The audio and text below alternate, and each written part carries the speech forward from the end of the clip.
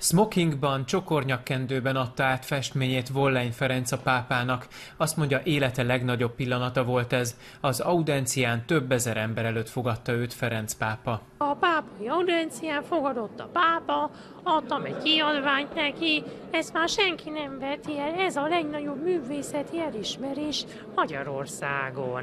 Szent Márton megkereszteli édesanyját, ez a címe a 100x70 centis olajfestménynek, amely a vatikáni képtárban lesz látható többek között Picasso, Chagall és Dali alkotásai között. Magyarországról a legmagasabb egyházi körökből ajánlották Ferenc pápa figyelmébe a fiút és festményét, majd 2,5 hónapnyi levelezés után létrejött a találkozó. Ezzel, hogy egy pár hónap alatt ez lezajlott, azt jelentette, hogy Ferencnek ezt a kézművészeti teljesítményét, a szakrális festményeit rendkívül magasra értékelték a Vatikánba és Rómába, és ez tulajdonképpen egy rendkívül magas elismerés, hogy fogadták és bekerülhetett a festmények.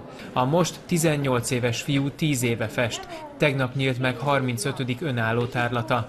Lila kereszt és szivárvány színű csónak is található festményein, a naív festészet irányait követi, de egyedi módon. Én a színeken és a formákon keresztül látom a világot, de ez így van rendjén. Kedvenc témái vallási eredetűek, de szívesen fest tájképeket is. A valósághű ábrázoláshoz azonban ezeknél sem ragaszkodik. Hol a Balaton nekem, amikor vidám vagyok, zöld, ha szomorú vagyok, akkor kék. A vatikáni képtárba még nem került hasonlóan fiatal kortárs festőműve.